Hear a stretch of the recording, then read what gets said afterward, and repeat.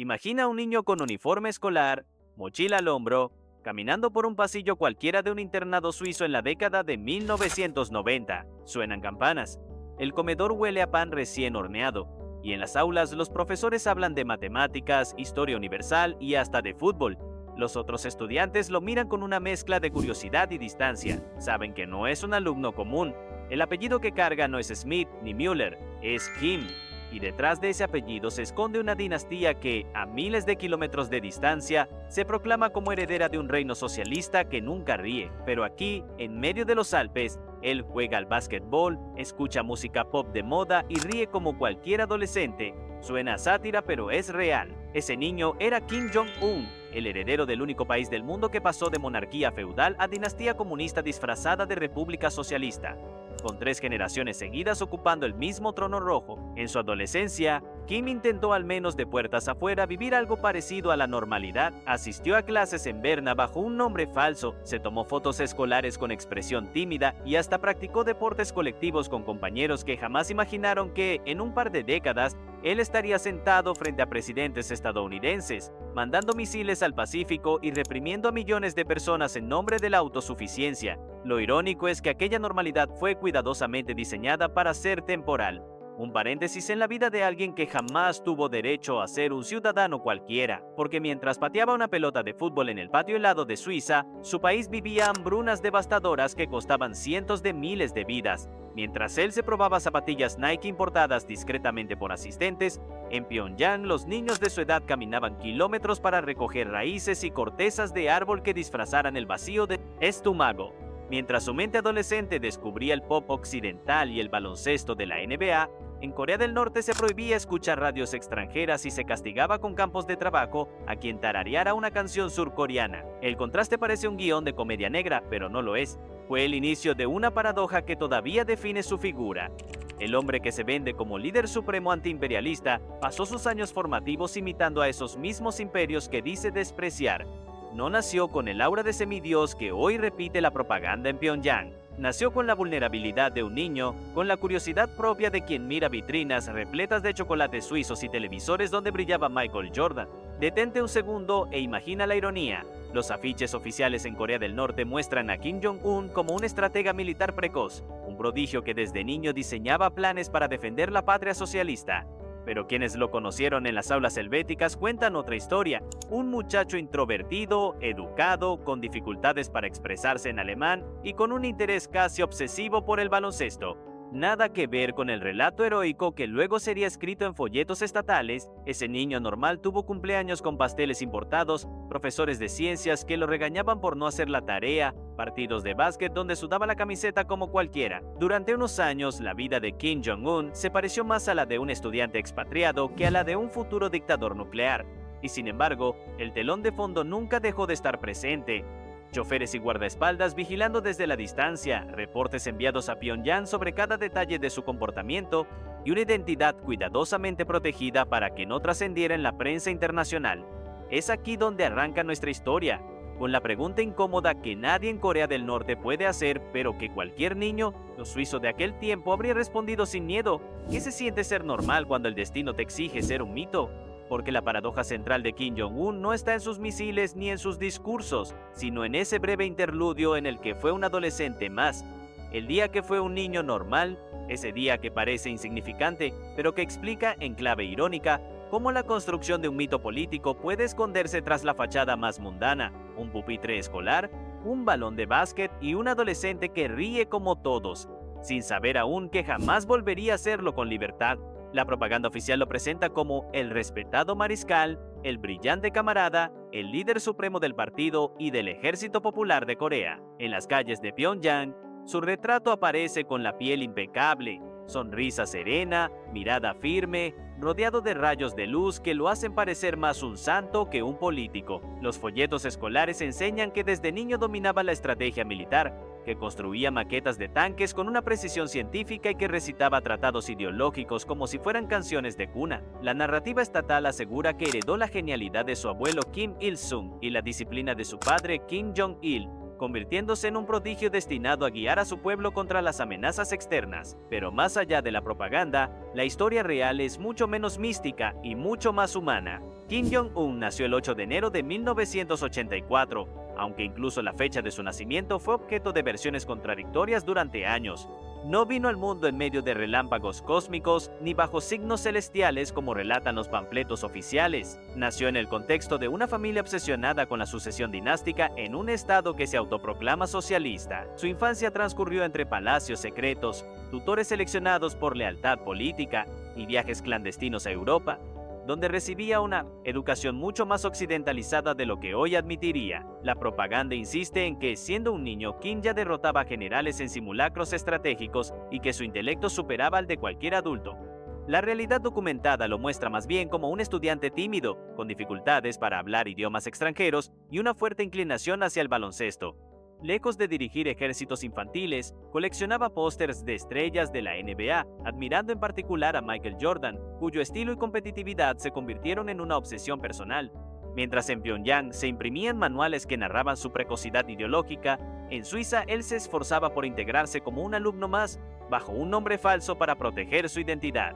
El mito oficial lo describe como un genio militar y científico, capaz de pilotar aviones desde muy joven, de escribir tratados ideológicos antes de llegar a la adolescencia y de resolver problemas que ni los ingenieros del régimen podían entender. La ironía es evidente. Ese mismo joven pasó parte de su adolescencia en un internado extranjero, jugando videojuegos y aprendiendo álgebra básica como cualquiera. Lejos de ser un estratega infantil, se parecía más a un adolescente que buscaba una identidad propia en medio de un destino escrito por otros. La construcción de su imagen comenzó mucho antes de que él asumiera el poder. Durante los últimos años de la vida de Kim Jong-il, se trabajó meticulosamente para preparar la transición. La maquinaria propagandística diseñó un relato de continuidad. Si Kim Il-sung fue el gran líder y Kim Jong-il el querido líder, Kim Jong-un debía convertirse en el respetado líder, una figura que condensara juventud, vigor y continuidad ideológica. Así, los medios norcoreanos empezaron a mostrarlo como un hombre de acción, vestido con uniformes militares, supervisando maniobras, dando órdenes a oficiales veteranos. Todo esto, mientras en realidad apenas había pasado de la treintena y su experiencia militar era prácticamente nula. El mito se reforzó con un detalle clave: su parecido físico con Kim Il-sung, su abuelo fundador del régimen. El peinado, la complexión y hasta la sonrisa fueron cuidadosamente explotados para evocar en el pueblo la memoria del líder original. Era como si la dinastía hubiera encontrado la fórmula visual para garantizar la lealtad. Un nieto que parecía el reflejo rejuvenecido del abuelo. La propaganda lo comparó con un sol naciente, un símbolo de continuidad histórica que aseguraba que la nación seguiría bajo la guía de la familia Kim. Sin embargo, la distancia entre la imagen oficial y la realidad era abismal. Mientras se difundían fotografías de Kim Jong-un rodeado de generales, en Occidente se revelaba poco a poco que su educación había transcurrido en gran parte fuera de Corea del Norte. Mientras los noticieros estatales narraban su genialidad innata, antiguos compañeros de colegio en Suiza lo describían como un chico algo solitario, educado pero sin rasgos extraordinarios. Y mientras se construía la narrativa del líder perfecto, la comunidad internacional debatía si ese joven tendría la preparación suficiente para sostener un régimen tan hermético. El mito oficial también incorporó un componente casi religioso. Se publicaron historias donde Kim Jong-un aparecía como el niño que comprendía los sacrificios del pueblo, el joven que lloraba al ver las penurias de los campesinos y que prometía dedicar su vida a mejorar su bienestar. La realidad mostraba otra cara.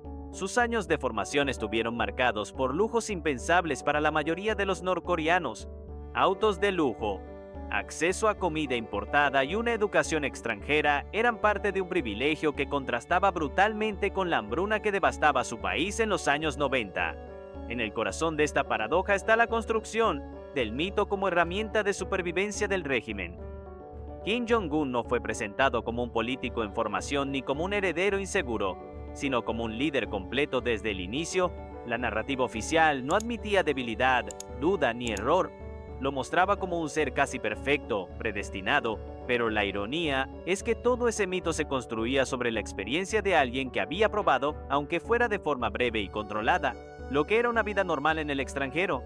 La imagen pública de Kim Jong-un se sostiene en esa dualidad: un hombre que conoció el mundo exterior pero que se aferra a la idea de aislar a su pueblo. Un líder que se proclama enemigo del capitalismo, pero que en su juventud disfrutó de sus frutos. Un dictador que exige sacrificio al pueblo mientras él encarna el lujo y la modernidad que oficialmente se condenan. Y todo esto envuelto en títulos grandilocuentes y fotografías donde aparece sonriendo como si no pesara sobre él la responsabilidad de dirigir un país aislado, empobrecido y vigilado. En el fondo, el mito que lo rodea es más frágil de lo que parece. Es un castillo construido sobre silencios, contradicciones y exageraciones. Y sin embargo, funciona. Millones de norcoreanos lo ven como el heredero legítimo, el líder supremo, el descendiente directo de un linaje que no se cuestiona. Esa es la fuerza del mito, no necesita ser cierto, basta con ser repetido hasta que nadie se atreva a dudarlo. Para entender cómo un niño que jugaba baloncesto en Suiza terminó convertido en mariscal supremo de una de las dictaduras más férreas del planeta, hay que retroceder varias décadas. El linaje Kim no apareció por casualidad. Fue producto de una cuidadosa construcción política, una guerra devastadora y un sistema diseñado para que la lealtad se transmitiera de generación en generación como si fuera un patrimonio genético.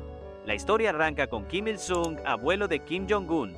Nacido en 1912, creció en un contexto de dominación colonial japonesa sobre Corea. Años más tarde, participó en movimientos guerrilleros contra el Imperio Nipón, experiencia que lo catapultó a la fama como líder revolucionario. Tras la derrota de Japón en 1945, la península coreana fue dividida en dos, el sur bajo influencia estadounidense y el norte bajo influencia soviética. En 1948, con el apoyo de Moscú, Kim Il-sung se convirtió en el primer líder de la República Popular Democrática de Corea. Aquí comenzó la construcción del mito original. Kim Il-sung no fue presentado como un político común, sino como el gran líder, un salvador del pueblo, un padre que encarnaba la independencia y la dignidad de la nación. En los años 50, tras la devastación de la Guerra de Corea, la propaganda lo convirtió en símbolo de resistencia frente a Estados Unidos y sus aliados. Se erigieron estatuas, se imprimieron canciones, se construyó un relato en el que él no era simplemente un jefe de Estado, sino una figura casi divina. Este culto a la personalidad sería el molde que definiría el destino de sus descendientes.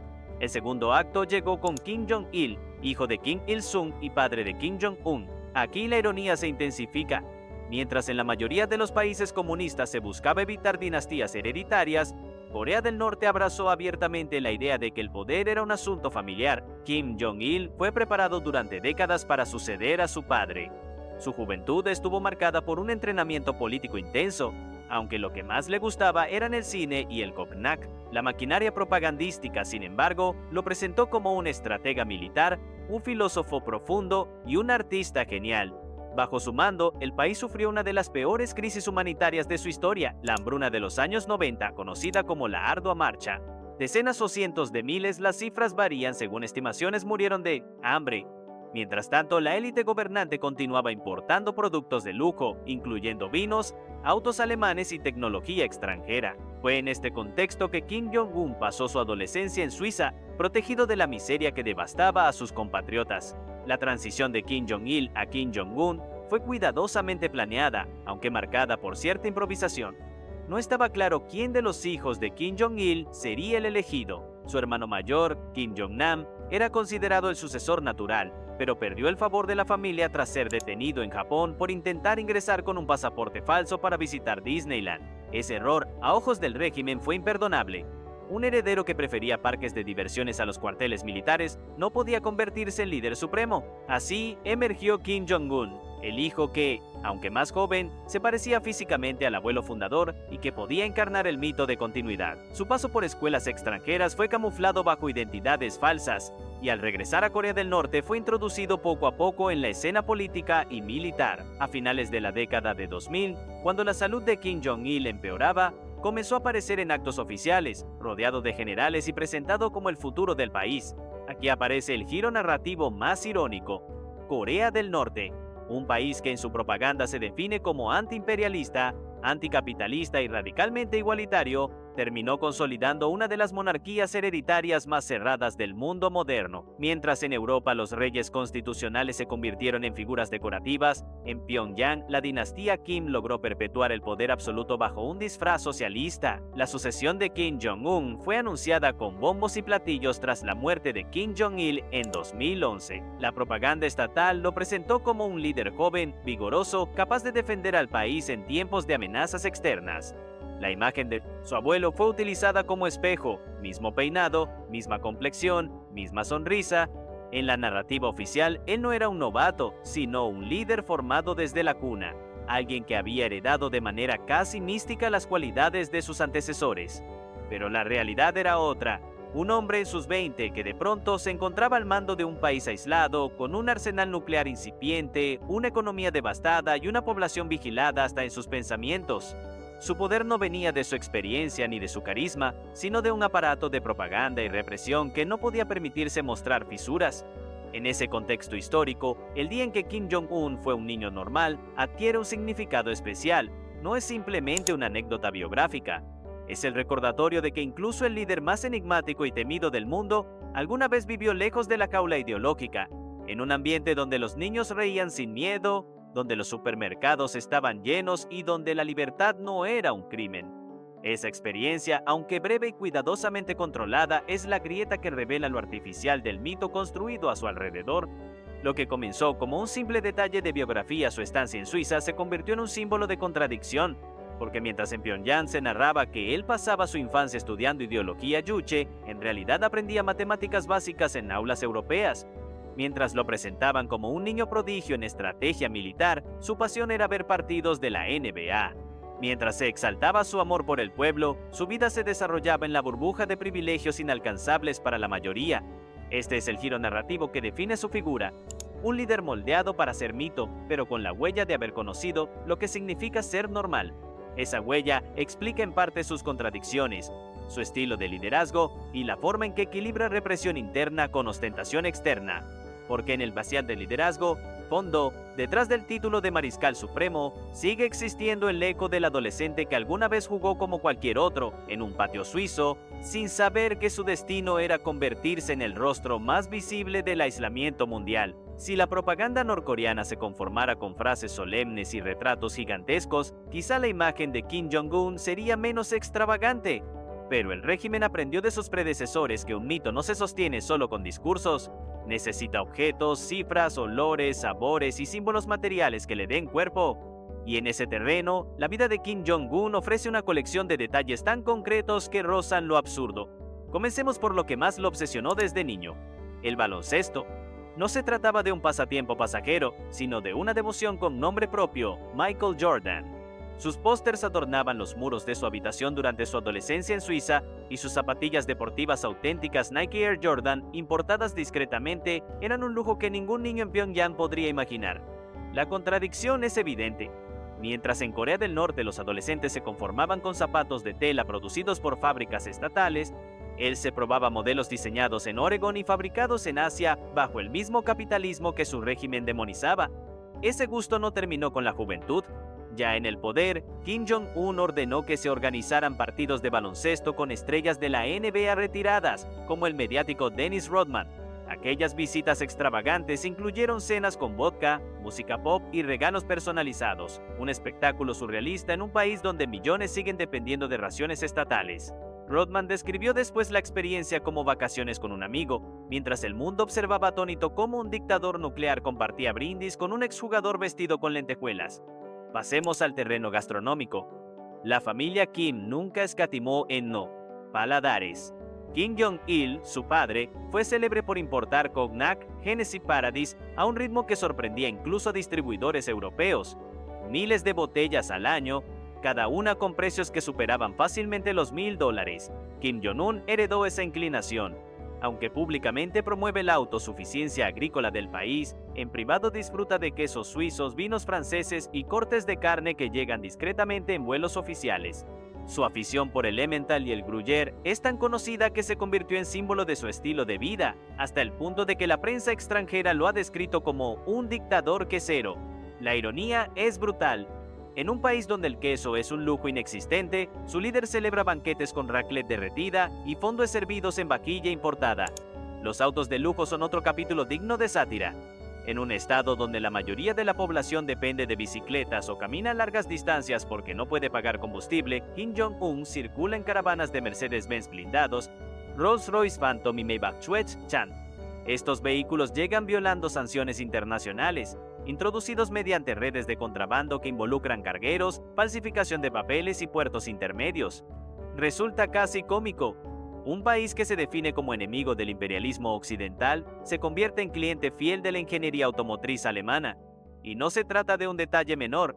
La obsesión por los símbolos de lujo alcanza extremos casi teatrales. Los relojes suizos son otro de sus caprichos. Marcas como IWC, Movado y Patek Philippe han sido detectadas en su muñeca, con modelos cuyo valor supera el salario de toda la vida de un ciudadano norcoreano promedio. La propaganda, sin embargo, nunca muestra esos objetos. En los retratos oficiales aparece vestido con trajes sobrios como si el lujo no existiera. Pero en eventos internacionales, las cámaras captan destellos de oro y acero, inoxidable, que contradicen el mito de austeridad socialista.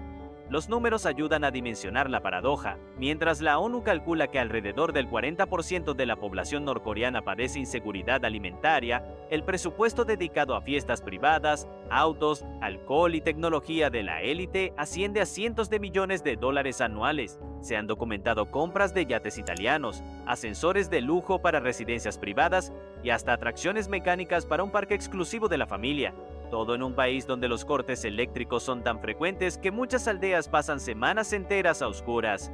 El exceso no termina en lo material, también hay extravagancia en lo simbólico. Las biografías oficiales describen a Kim Jong-un como un experto en pilotar aviones de combate, un diseñador de armas innovadoras y un compositor de música patriótica. Los relatos incluyen episodios donde, con apenas unos años de edad, ya dominaba complejos problemas de ingeniería. Son descripciones tan excesivas que resultan cómicas, como si la genialidad fuera un producto hereditario que pasa de abuelo a padre y de padre a hijo sin interrupción. Otro detalle concreto es la escala monumental de sus residencias. Se estima que la familia Kim dispone de más de una docena de palacios repartidos por todo el país, residencias con piscinas climatizadas, boleras privadas, cines subterráneos y hasta zoológicos exóticos.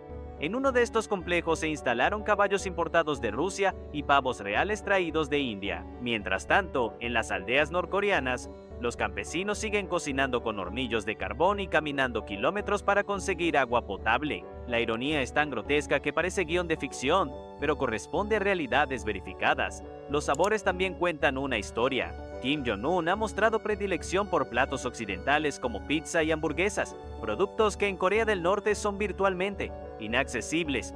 De hecho, bajo su mandato se han abierto restaurantes de pizza en Pyongyang destinados únicamente a la élite y a turistas extranjeros.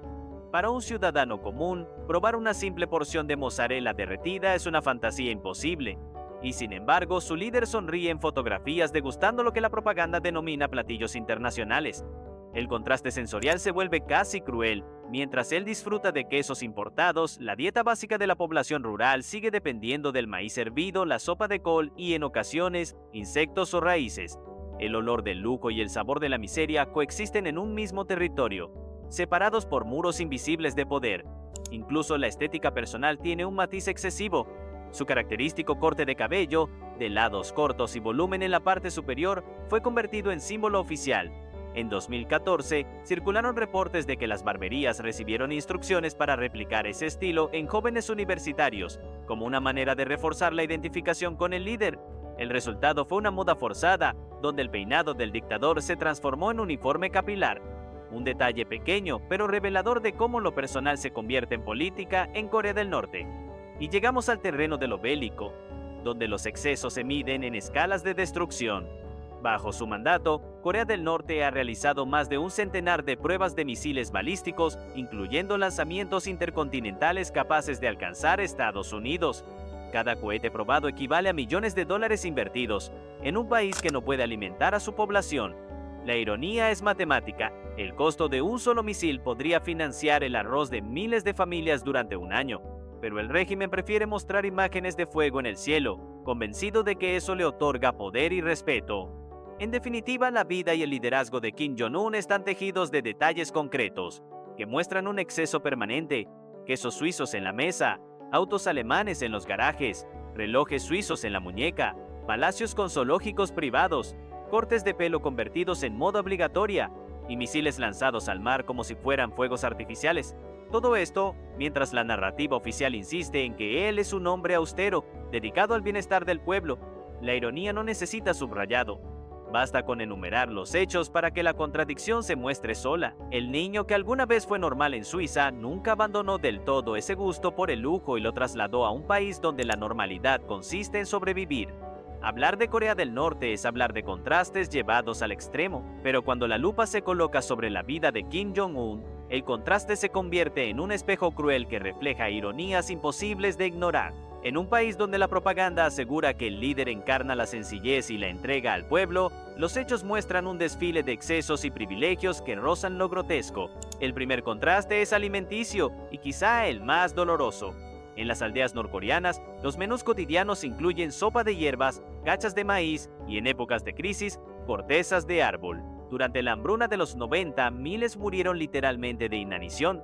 Mientras tanto, la familia Kim seguía importando vinos franceses, pescados japoneses y frutas tropicales. Kim Jong-un heredó esa dieta de lujos, con especial debilidad por los quesos europeos. La propaganda estatal lo describe como un hombre que comparte el hambre de su pueblo y que comprende sus sacrificios, pero las anécdotas lo muestran enviando emisarios diplomáticos a conseguir Emmental y Brie en cantidades que ofenderían a cualquier campesino que jamás ha probado leche fresca. El segundo contraste se ve en el transporte. En Corea del Norte, la bicicleta es el medio de transporte más común. Las carreteras están vacías, no porque sean modernas, sino porque casi nadie tiene auto ni combustible. Sin embargo, Kim Jong-un se desplaza en caravanas de Mercedes Maybach blindados, autos prohibidos por sanciones internacionales que llegan gracias a redes de contrabando globales. La propaganda insiste en que él rechaza el lujo capitalista, pero su garaje parece una exposición de un salón automovilístico europeo. La ironía se palpa en cada kilómetro recorrido. Mientras los ciudadanos pedalean para llegar al mercado local, él viaja en asientos de cuero cosidos a mano con tecnología alemana. El tercer contraste se da en la electricidad. En Pyongyang, la capital, los apagones son tan frecuentes que las familias cenan a la luz de velas por obligación, no por romanticismo. En zonas rurales, la oscuridad es total después de las 6 de la tarde. Mientras tanto, los palacios del líder cuentan con generadores propios, sistemas de iluminación LED importados y hasta pistas de esquí privadas iluminadas como si fueran complejos alpinos. La propaganda asegura que el régimen encarna la autosuficiencia energética, pero la realidad muestra que incluso el alumbrado público es un lujo intermitente. Otro contraste clave es cultural. El Estado prohíbe escuchar música surcoreana, ver películas extranjeras o consumir literatura no aprobada. La posesión de una simple telenovela en DVD puede costar años en campos de reeducación. Sin embargo, Kim Jong-un creció escuchando pop occidental, viendo películas de acción y admirando a la NBA. La propaganda lo retrata como un guardián implacable contra la contaminación cultural, pero su biografía lo revela como un consumidor entusiasta de lo mismo que prohíbe. Es como si un monje predicara el voto de castidad mientras esconde romances en secreto. La contradicción no necesita explicarse. La ironía moral también se refleja en lo político. La propaganda enseña que el líder encarna la humildad y la cercanía con su pueblo. Sin embargo, los ciudadanos deben inclinarse ante su retrato, vestirlo de alabanzas y jamás mencionarlo sin títulos honoríficos. En la vida diaria, hasta el lenguaje es un contraste. Mientras el líder habla de sacrificio colectivo, sus subordinados deben redactar informes donde cada logro, por pequeño que sea, se le atribuye a él. La ironía es evidente. Un pueblo obligado a agradecer por raciones mínimas de arroz a un hombre que cena con platos internacionales. El contraste se amplifica cuando se examina la política militar. Kim Jong-un aparece supervisando lanzamientos de misiles, rodeado de generales que toman notas frenéticamente como si cada palabra suya fuera genialidad pura. La narrativa oficial insiste en que esos lanzamientos protegen la soberanía nacional, pero moralmente, cada misil lanzado al mar equivale a toneladas de arroz que nunca llegarán a los platos vacíos de la población. Es la ironía de un país que invierte millones en fuego artificial bélico mientras sus campesinos siguen arando con bueyes. La educación es otro campo de contradicción. El régimen enseña que el líder es el ejemplo supremo para los estudiantes, el modelo de disciplina y conocimiento. Sin embargo, Kim Jong-un recibió su formación básica fuera del país, en escuelas extranjeras, bajo nombres falsos y en entornos capitalistas. La ironía moral es contundente. El hombre que prohíbe a sus ciudadanos viajar libremente y conocer el mundo, tuvo el privilegio de crecer precisamente en ese mundo prohibido. Es un contraste tan evidente que los propagandistas se ven obligados a borrar cualquier mención de esos años, como si nunca hubieran existido. Incluso en lo físico hay una ironía. La propaganda lo describe como un líder vigoroso, atlético, heredero de la fuerza de sus antepasados. Pero las imágenes lo muestran con sobrepeso, caminando con dificultad y enfrentando problemas de salud. En un país donde millones sufren malnutrición, su exceso corporal se convierte en metáfora viva de la desigualdad. La ironía moral se encarna en su propio cuerpo, la abundancia concentrada en un solo individuo frente a la escasez generalizada. Las comparaciones inevitables multiplican la ironía. En Occidente, un líder que se presentara como protector de la igualdad mientras colecciona relojes suizos sería objeto de burla inmediata. En Corea del Norte, esa burla se transforma en crimen. El contraste entre lo que se permite afuera y lo que se castiga adentro se vuelve un recordatorio de la fragilidad de la verdad bajo regímenes autoritarios. El punto más cruel de este contraste es emocional. La propaganda insiste en que Kim Jong-un ama profundamente a su pueblo, que sufre por sus penurias y que dedica cada minuto a aliviar su dolor. Pero en la práctica, la represión es despiadada. Cualquier crítica, real o imaginada, puede terminar en desapariciones, campos de trabajo o ejecuciones públicas. La ironía moral es que el amor se demuestra con castigos y la protección se ejerce a través del miedo. En resumen, la figura de Kim Jong-un está construida sobre un mosaico de ironías morales. El niño que jugó como normal en Suiza se convirtió en adulto que exige obediencia absoluta. El joven que degustó quesos europeos lidera un país donde el queso es un mito. El estudiante que aprendió matemáticas en aulas extranjeras prohíbe que su pueblo conozca el mundo. El heredero que disfruta autos de lujo preside un país que camina.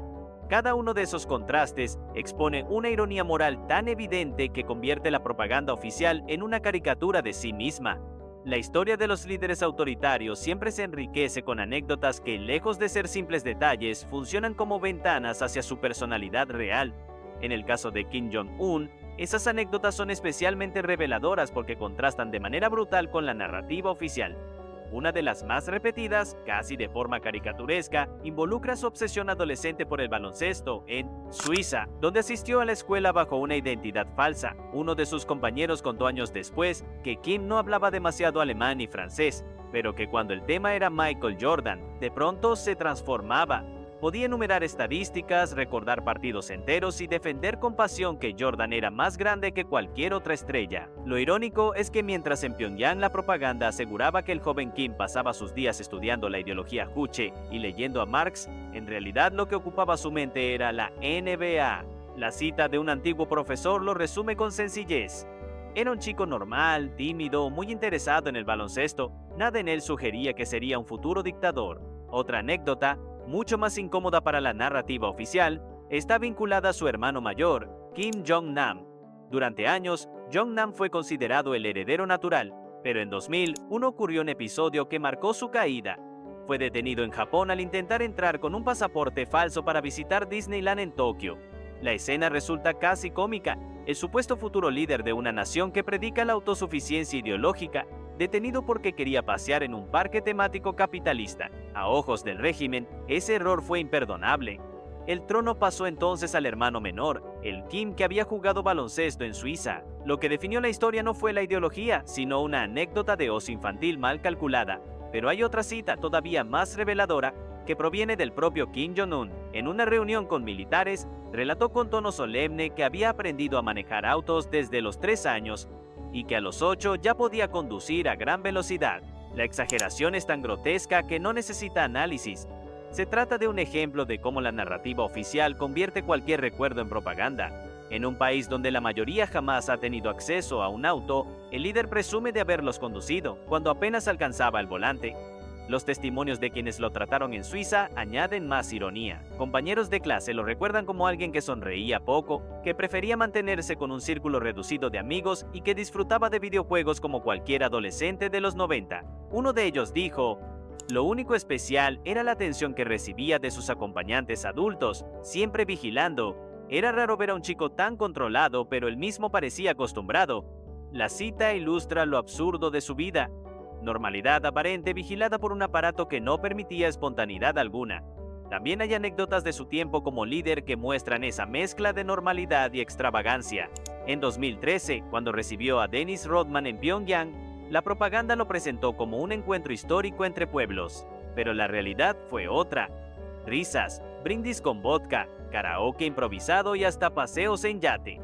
La anécdota se volvió mundialmente famosa porque Rodman, incapaz de ocultar su sorpresa, lo describió como un tipo divertido que solo quiere ser feliz con su pueblo. La frase, aunque ingenua, puso de relieve lo absurdo. Un dictador nuclear retratado por un exjugador excéntrico como si fuera un amigo de vacaciones. Otro episodio llamativo ocurrió durante una visita a una fábrica de cosméticos en Pyongyang. Frente a las cámaras, Kim Jong-un aseguró que estaba fascinado por los avances logrados por los trabajadores y que los productos eran los mejores del mundo. La anécdota se volvió chiste porque, según quienes lo rodeaban, él mismo usaba cremas importadas de Europa y champús japoneses. La cita oficial, pronunciada con solemnidad, contrastaba con la realidad privada de su consumo elitista. Una anécdota de su infancia también se ha filtrado.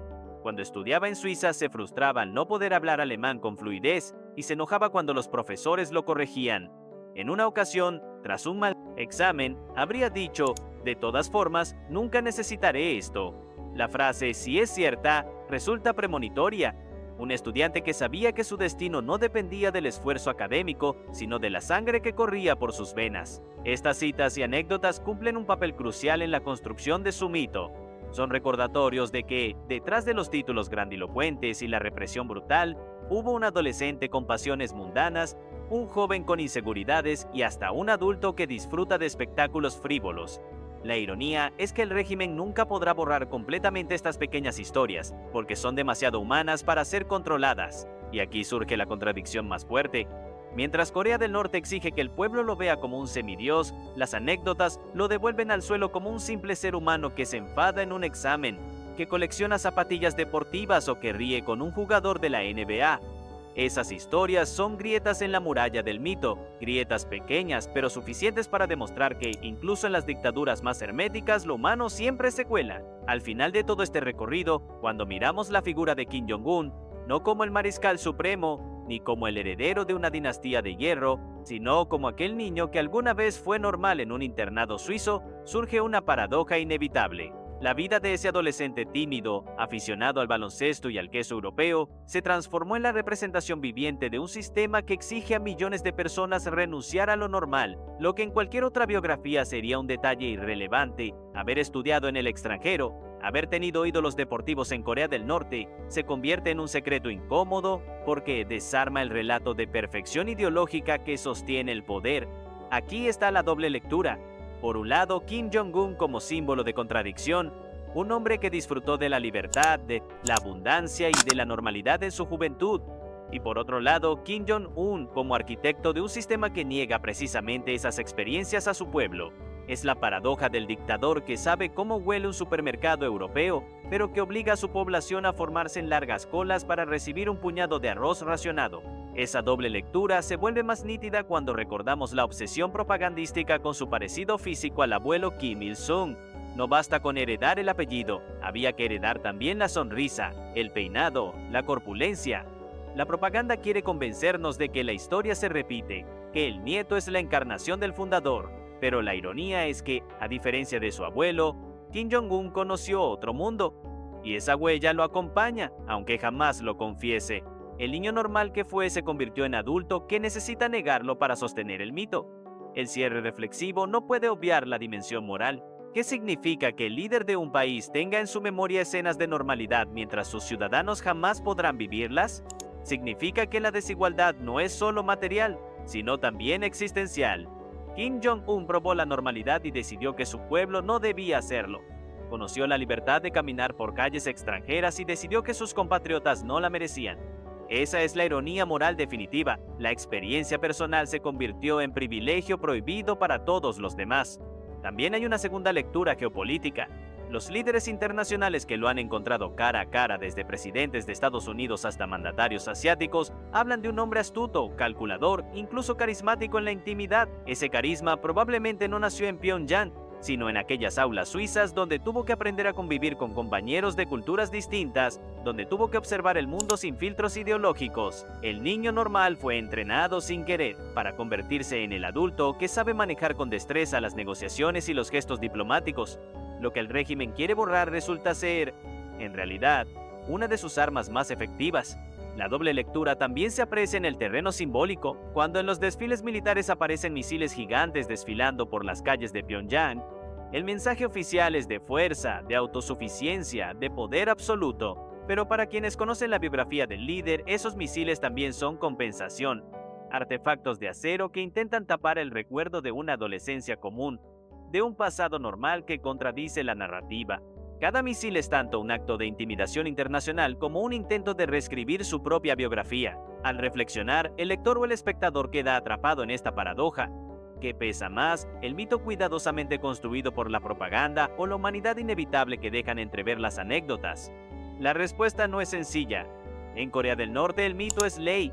Fuera de Corea del Norte la humanidad es el recordatorio de que incluso los líderes más herméticos no son invulnerables. La doble lectura es justamente esa. Dentro, él es el semidios infalible. Fuera, sigue siendo aquel muchacho que se emocionaba viendo partidos de la NBA en televisión. El cierre reflexivo nos deja con una imagen. Kim Jong-un sentado en un pupitre escolar suizo escribiendo ejercicios de álgebra, mientras en otro continente ya se planificaba su destino como heredero de una dinastía. Esa escena aparentemente trivial contiene la clave de toda la paradoja, porque en ese instante él fue, por última vez, un niño normal. Y lo normal, en Corea del Norte, es precisamente lo que está prohibido. Así se sintetiza la ironía final. El mito que lo sostiene como líder supremo se construye sobre el silenciamiento de su humanidad. La propaganda necesita borrar al adolescente con zapatillas Nike para imponer la imagen del mariscal, con botas militares. Pero la memoria no se borra tan fácilmente. Y en esa memoria está la grieta que revela lo que Corea del Norte nunca quiere mostrar, que su líder supremo sabe mejor que nadie lo que significa ser normal. Cuando se analiza el presente de Corea del Norte bajo el liderazgo de Kim Jong-un, no basta con observar lo que ya ocurrió. La clave está en proyectar qué consecuencias tendrá este modelo híbrido de mito dinástico y contradicciones personales en el futuro. Porque el niño normal que alguna vez jugó al baloncesto en Suiza no desapareció, su recuerdo late, incluso si el régimen se esfuerza por enterrarlo bajo toneladas de propaganda. Y ese recuerdo, paradójicamente, podría ser tanto una amenaza como una ventaja en los próximos años. 1. El futuro interno del mito. La primera proyección evidente es interna. ¿Cuánto tiempo puede sostenerse un sistema que basa su legitimidad en una dinastía? El abuelo Kim Il-sung se mantuvo en el poder gracias a su rol histórico como fundador de la nación y héroe de guerra. El padre Kim Jong-il heredó ese capital simbólico, aunque gobernó durante la hambruna más brutal. Kim Jong-un, en cambio, tiene que sostener el mito en un mundo hiperconectado donde la información, aunque restringida, logra filtrarse. Su juventud en el extranjero se convierte en un arma de doble filo. Para la propaganda, prueba de su formación internacional. Para la oposición silenciosa, evidencia de su hipocresía. En el futuro cercano, la narrativa oficial seguirá explotando su parecido físico con el abuelo. Pero esa estrategia se agotará. Las nuevas generaciones de norcoreanos, aunque limitadas en acceso a información, ya han tenido contacto con memorias USB, con radios ilegales, con rumores que cruzan la frontera con China. Esa brecha informativa crecerá y chocará con el mito rígido que el régimen intenta imponer. La consecuencia probable, un incremento en la represión interna para evitar que el bondal, recuerdo de su normalidad, se convierta en símbolo de rebeldía. 2. El factor económico. Otra proyección futura está en la economía. Corea del Norte depende de redes de contrabando, comercio limitado con China y el desarrollo de armas nucleares como moneda de negociación. La paradoja es clara. Kim Jong-un, que en su adolescencia probó mercados repletos en Suiza, gobierna un país donde la mayoría depende de mercados informales para sobrevivir. Esa contradicción tendrá consecuencias inevitables. A medida que el pueblo dependa más de la economía de mercado negra y menos de las raciones estatales, el control ideológico se debilitará. El futuro puede traer una Corea del Norte donde la economía real se parezca cada vez más a un capitalismo improvisado, mientras el discurso oficial insiste en la autosuficiencia socialista. La consecuencia es doble. Por un lado, más desigualdad interna entre quienes acceden al contrabando y quienes no. Por otro, mayor fragilidad del mito de autosuficiencia que sostiene al régimen. El recuerdo de que el líder alguna vez fue un consumidor normal en Suiza podría convertirse en una metáfora peligrosa. Si él disfrutó de mercados libres, ¿por qué el pueblo no puede hacerlo? 3. La dimensión nuclear. El futuro internacional de Corea del Norte está marcado por sus armas nucleares. Cada misil probado es tanto una amenaza como un salvavidas diplomático. Kim Jong-un aprendió, quizá de manera intuitiva, que su supervivencia en el poder depende de proyectar fuerza. Esa lección es la consecuencia más directa de haber conocido lo que significa ser un niño normal. Sabe que sin misiles, el régimen no tendría nada que ofrecer en la mesa internacional. El futuro apunta a una carrera de consolidación nuclear. Corea del Norte seguirá perfeccionando misiles intercontinentales, porque cada avance garantiza no solo respeto internacional, sino también protección interna. El mito del líder invulnerable se refuerza con cada explosión en el mar. La consecuencia es un equilibrio inestable donde la seguridad mundial depende del cálculo de un hombre cuya biografía está marcada por contradicciones. 4. Relaciones exteriores y paradojas diplomáticas. La proyección también incluye su rol como actor diplomático. El niño que alguna vez convivió con europeos en aulas helvéticas sabe cómo comportarse en mesas de negociación internacionales. Esa experiencia, aunque borrada de la narrativa oficial, es un capital que lo diferencia de sus antecesores. El futuro podría traer más cumbres teatrales, como las que protagonizó con presidentes estadounidenses, donde la puesta en escena importa más que los resultados concretos. La consecuencia de esas cumbres es doble. Hacia adentro, refuerzan el mito de que el líder es respetado mundialmente. Hacia afuera, consolidan la percepción de que Corea del Norte es un jugador impredecible pero imprescindible. Esa dualidad le permite sobrevivir en un mundo donde otros regímenes autoritarios han caído. 5. El futuro del mito personal. La pregunta incómoda es, ¿qué pasará cuando Kim Jong-un envejezca? La dinastía depende de la herencia, pero su biografía personal es una anomalía. Un heredero que conoció la normalidad exterior. ¿Transmitirá esa memoria a sus hijos? ¿O los criará en un aislamiento absoluto para evitar repetir su propia contradicción? La consecuencia de esa decisión marcará el rumbo del régimen en las próximas décadas. Si opta por aislarlos, perpetuará el modelo de encierro. Si, por el contrario, los expone al exterior como él fue expuesto, abre la puerta a que la próxima generación experimente la misma paradoja, saber lo que es ser normal y negárselo al pueblo. La ironía se repetirá como ciclo histórico, cada vez más difícil de sostener. 6. Proyección social. En el plano social, el recuerdo de que su líder alguna vez fue un niño normal podría convertirse en un mito paralelo, transmitido en susurros. La gente podría empezar a decir, él jugó en canchas extranjeras, él probó quesos que aquí no existen, él caminó en calles libres. Esos relatos, aunque clandestinos, pueden tener consecuencias poderosas, abrir grietas en la narrativa oficial y sembrar dudas en las nuevas generaciones. El futuro de Corea del Norte no será definido solo por misiles ni sanciones, sino también por esas pequeñas memorias que erosionan el mito. El niño normal es un arma simbólica que, aunque el régimen intente silenciar, seguirá flotando en la conciencia colectiva. 7. Consecuencias globales. Finalmente, la proyección futura incluye consecuencias globales. El mundo seguirá debatiendo cómo lidiar con un régimen que combina represión interna, lujo excesivo en su élite y capacidad nuclear. La paradoja biográfica de su líder se convertirá en un argumento recurrente. Diplomáticos y analistas recordarán que el hombre que dirige Corea del Norte alguna vez fue un adolescente normal, lo que lo hace tanto más humano como más impredecible. La consecuencia de esta percepción es doble. Por un lado, genera esperanzas ingenuas de que su experiencia en Suiza lo haga más abierto al diálogo. Por otro, alimenta el miedo de que esa misma experiencia reprimida y negada lo lleve a sobrecompensar con represión y belicismo. El futuro de Kim Jong-un y de Corea del Norte, entonces, está marcado por una paradoja central. El recuerdo de la normalidad juvenil choca con la exigencia de un mito absoluto. Esa contradicción no desaparecerá. Se proyectará en la represión interna, en las negociaciones internacionales, en la economía clandestina y en la narrativa social. La consecuencia más irónica es que, en el largo plazo, el mito podría caer no por misiles ni sanciones, sino por la memoria persistente de que el hombre que exige sacrificio absoluto alguna vez supo lo que era ser normal. Y esa memoria, aunque pequeña, es la grieta que todo imperio teme. Cuando se habla de un líder como Kim Jong-un, las imágenes que dominan los titulares suelen ser las de desfiles militares, cumbres internacionales y lanzamientos de misiles. Pero el verdadero peso de su figura se siente en lo cotidiano.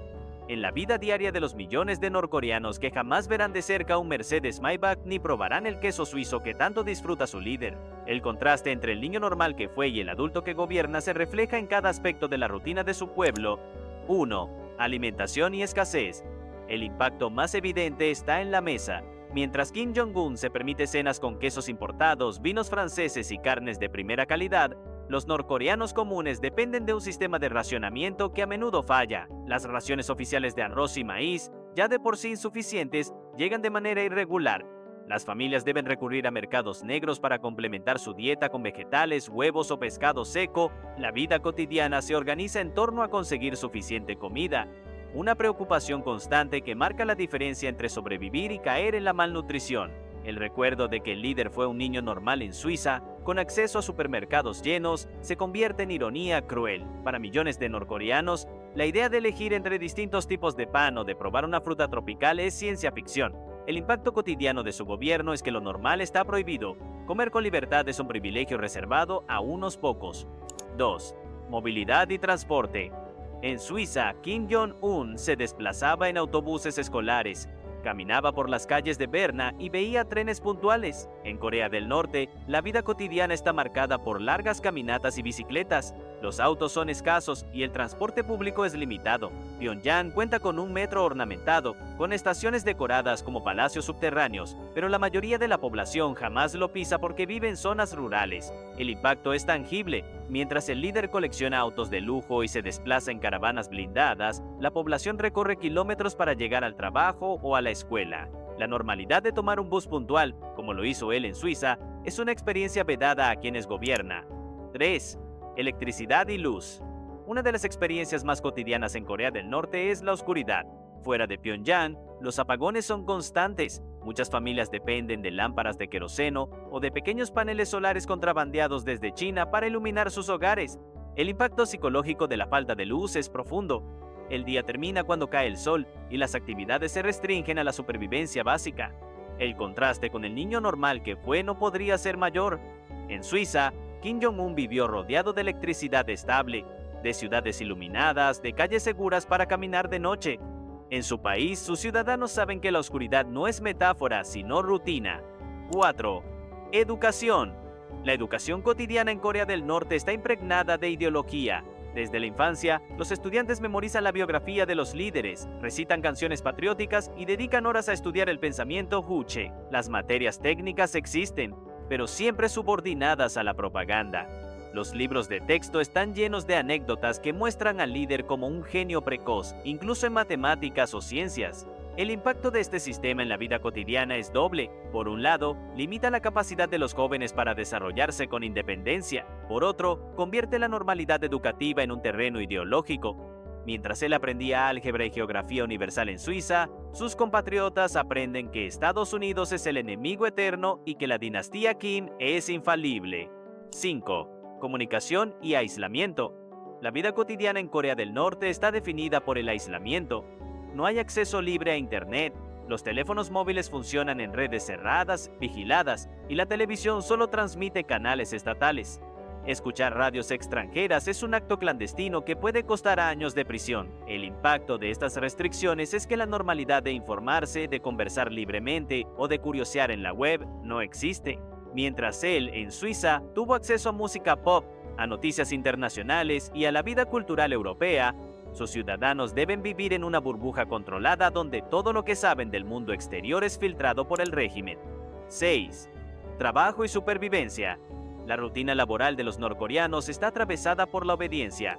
En fábricas, campos y oficinas, la productividad no se mide en resultados económicos sino en lealtad al régimen.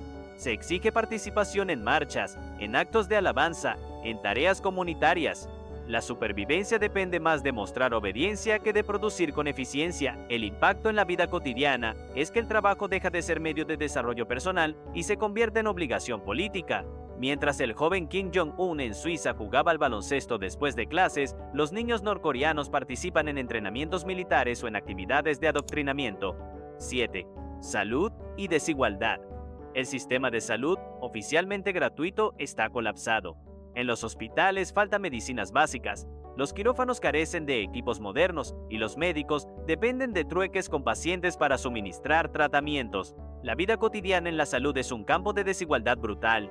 La élite en Pyongyang accede a clínicas exclusivas con fármacos importados, mientras el resto sobrevive con remedios caseros y plantas medicinales.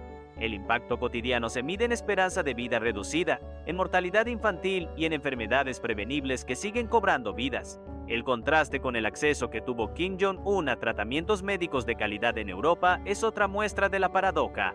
8. Cultura y ocio. El ocio cotidiano en Corea del Norte está controlado.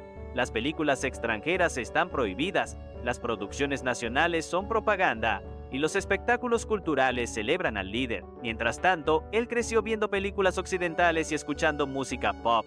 El impacto es que la vida cotidiana carece de espacios genuinos de recreación. El ocio se convierte en extensión de la política. La normalidad de salir a un cine libremente, de comprar un CD de moda o de elegir un programa de televisión es inexistente. 9. El miedo como rutina. Quizá el impacto más profundo en la vida cotidiana es el miedo. Cada ciudadano sabe que un error, un comentario, una mirada, una sospecha puede acabar en un campo de trabajo. La represión se infiltra en las relaciones familiares, en la amistad, en la conversación en la mesa. El silencio es una forma de supervivencia. La paradoja vuelve a aparecer. El niño que en Suiza caminaba libremente por las calles, que jugaba sin miedo a ser denunciado, gobierna un país donde la normalidad es cuidarse de cada palabra. El impacto cotidiano del miedo es tan absoluto que define la identidad de la nación. En suma, el impacto de Kim Jong-un en la vida cotidiana de los norcoreanos es una paradoja encarnada. Mientras su biografía incluye momentos de normalidad, de libertad y de abundancia, su gobierno asegura que esa normalidad esté prohibida para todos. La rutina diaria de sus ciudadanos está marcada por la escasez, la represión, la oscuridad y el miedo. Lo normal en Corea del Norte es lo imposible. Cuando se analiza a Corea del Norte bajo el mando de Kim Jong-un, la tentación inmediata es pensar que su modelo es único, una rareza absoluta en el siglo XXI. Y aunque en muchos aspectos lo es, resulta revelador compararlo con otros países y con experiencias históricas.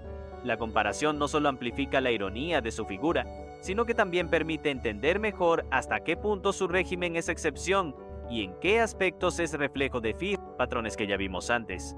1. La monarquía roja. En el mundo actual, casi no existen monarquías absolutas. Las pocas que sobreviven en Arabia Saudita, Brunei se justifican bajo la religión o la tradición tribal, pero Corea del Norte es otra cosa, una monarquía dinástica disfrazada de república socialista. Comparada con China, Cuba o Vietnam, la anomalía es evidente. En esos países, aunque el partido es hegemónico, la sucesión no pasa de padres a hijos. En Pyongyang, en cambio, los Kim gobiernan desde 1948 con la misma lógica de sangre azul, pero bajo banderas rojas.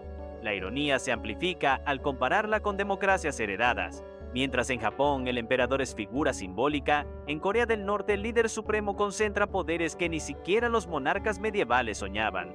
Control de ejército, partido, economía y pensamiento. El niño normal de Suiza terminó convertido en rey absoluto en el único feudo marxista de la tierra. 2.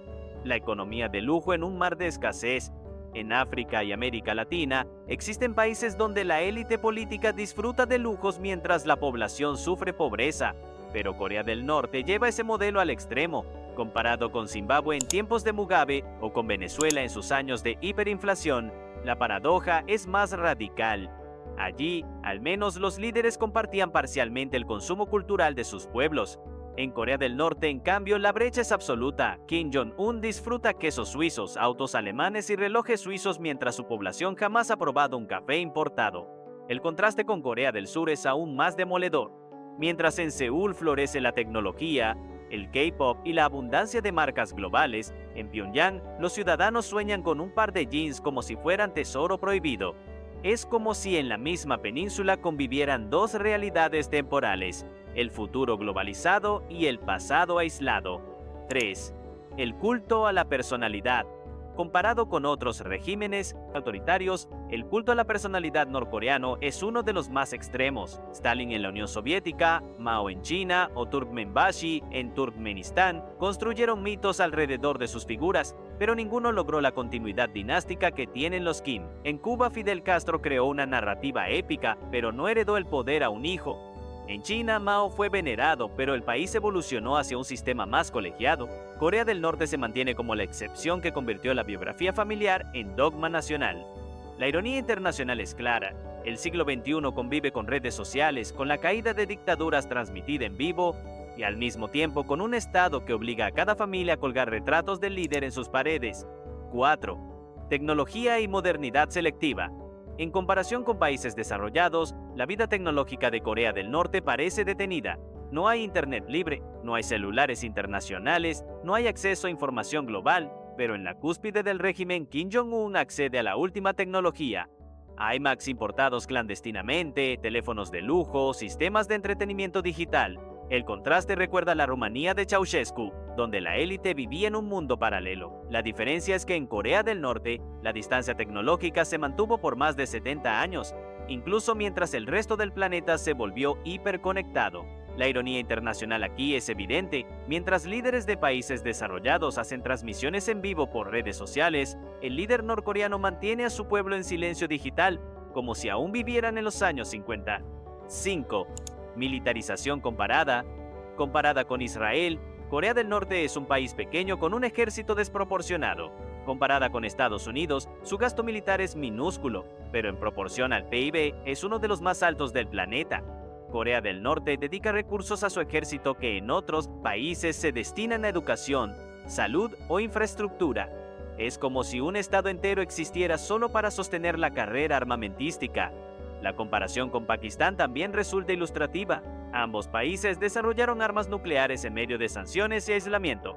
Pero mientras Islamabad al menos mantiene cierta apertura cultural, Corea del Norte convirtió su programa nuclear en la columna vertebral de su identidad nacional. Para Kim Jong-un, los misiles no son solo defensa, son espectáculo, teatro político y sustituto de la legitimidad democrática que no posee. 6. Aislamiento cultural. Comparar Corea del Norte con países aislados como Albania bajo Enver Hoxha muestra similitudes. Desconfianza total del extranjero, propaganda obsesiva y prohibición de productos culturales. Pero Albania colapsó con la caída del bloque soviético. Corea del Norte sobrevivió, en parte gracias al control absoluto de la familia Kim y a su capacidad de convertir el aislamiento en identidad nacional. El contraste con China o Vietnam es aún más claro. Estos países supieron abrir su economía sin perder el control político. Corea del Norte eligió el camino contrario, mantener el cerrojo total. La ironía es que el hombre que tomó esa decisión alguna vez disfrutó de la apertura cultural en Europa. 7. Religión política frente a religiones tradicionales. Si comparamos Corea del Norte con estados teocráticos como Irán, la similitud está en que ambos utilizan un dogma como base de legitimidad. Pero mientras Irán se apoya en el Islam, Corea del Norte inventó su propia religión política, el culto a los Kim. Los templos son estatuas, los rezos son himnos patrióticos, los santos son retratos oficiales. El niño normal que fue en Suiza conoció iglesias reales, con campanas y sermones. Su pueblo, en cambio, solo conoce la liturgia del partido. La ironía internacional es que Corea del Norte practica una teocracia sin Dios, donde el único altar permitido es la dinastía gobernante. 8. El espejo de las dictaduras de lujo. Cuando se compara Kim Jong-un con líderes como Gaddafi en Libia o Saddam Hussein en Irak, aparecen similitudes. Palacios lujosos, represión brutal, culto personalista. Pero la diferencia es que ambos fueron derrocados y ejecutados. Kim sigue en el poder porque aprendió la lección. Las armas nucleares son seguro de vida. Esa diferencia convierte a Corea del Norte en excepción, un régimen que sobrevive en pleno siglo XXI gracias a la paradoja de un niño normal que entendió demasiado pronto el valor del miedo global. En definitiva, la comparación internacional subraya la rareza del régimen norcoreano. Corea del Norte es simultáneamente un museo viviente del totalitarismo del siglo XX y una anomalía que sigue vigente en pleno siglo XXI. Kim Jong-un, con su biografía de normalidad juvenil, es aún más irónico en este contexto. Mientras el mundo se globaliza y los líderes se exponen en redes, él gobierna como si el tiempo se hubiera detenido ocultando que alguna vez supo lo que era la vida normal. La historia que hemos recorrido, desde el niño normal que alguna vez fue Kim Jong-un en un internado suizo hasta el mariscal supremo de la única dinastía comunista del planeta, es una parábola viva sobre el poder, la ironía y la contradicción. Lo que en otro contexto sería un simple dato biográfico, haber jugado al baloncesto en la adolescencia, haber comido queso emmental, haber ido a clases de matemáticas como cualquiera en Corea del Norte, se convierte en un secreto vergonzoso, una grieta en el relato oficial. El guión de su vida no es solo personal, es el guión de un régimen entero. Su normalidad juvenil es la metáfora de lo que el pueblo norcoreano nunca puede experimentar. Lo que para él fue un recuerdo: supermercados llenos, calles iluminadas, trenes puntuales para millones de norcoreanos, es un mito prohibido. Esa paradoja convierte su figura en algo más que un dictador, en un recordatorio de cómo el poder puede torcer la biografía hasta volverla mito, y de cómo el mito necesita borrar la humanidad para sostenerse. La síntesis creativa surge precisamente en esa tensión. Kim Jong-un es el hombre que probó la normalidad y la transformó en tabú. Es el líder que sabe mejor que nadie lo que significa ser libre, pero que convirtió esa libertad en un privilegio prohibido. Es el adulto que, habiendo sido niño normal, gobierna asegurándose de que nadie más lo sea. En un mundo globalizado donde los líderes aparecen en redes sociales y se someten a la crítica constante, él mantiene un país detenido en una fotografía sepia, donde la gente repite himnos y se inclina ante retratos. La ironía es que su biografía lo hace más humano y más contradictorio que sus antecesores. No nació con el aura divina que la propaganda insiste. Nació como un niño vulnerable, tímido, con pasiones deportivas, con frustraciones académicas, con risas espontáneas, y ese niño fue cuidadosamente sepultado para dar lugar al mito. La conclusión inevitable es que la figura de Kim Jong-un encarna la paradoja del poder absoluto. Cuanto más humano es en su origen, más necesita negar esa humanidad para sostener su autoridad. Cada misil lanzado, cada desfile, cada título grandilocuente es un intento de borrar la memoria de aquel adolescente normal que alguna vez fue. Pero la memoria persiste. Y mientras persista, el mito siempre tendrá una grieta. En la síntesis final, podemos imaginar una escena. En algún rincón de su memoria, Kim Jong-un recuerda un patio suizo, una canasta de baloncesto, una risa compartida con compañeros que jamás supieron quién era realmente. Esa escena, tan simple y tan humana, es la clave de toda su paradoja, porque ahí fue feliz como cualquier niño. Y ahí se esconde la ironía más cruel. En Corea del Norte, la normalidad que él vivió es el mayor de los lujos. El día que fue un niño normal no fue solo un episodio biográfico, fue un recordatorio de que incluso los dictadores tienen grietas, que incluso los mitos tienen sombras, y que incluso en el régimen más hermético, lo humano nunca desaparece del todo.